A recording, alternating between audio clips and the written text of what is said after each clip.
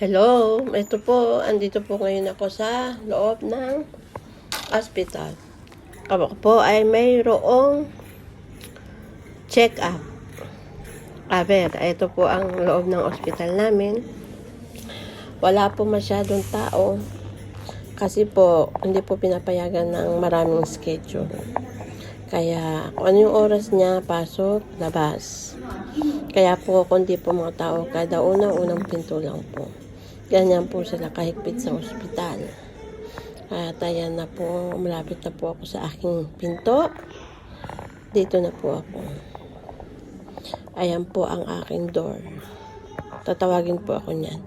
Ayan po, pauwi na ako. May nakita pa ako mga libreng COVID test. Kaya kumuha na rin ako. Papauwi na rin ako dyan. Kaya kung ano po yung nakita nyo, pinuntahan ko, yun din po yung pabalik. Pero may first floor po, first floor po yan, may second floor po at third floor po yan.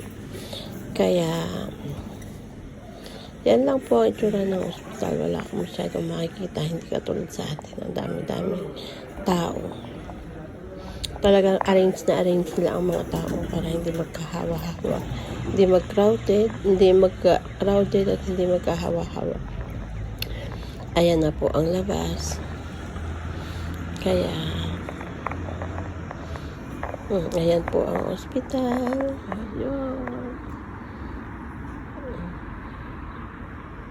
Yan lang po ang aming kalye.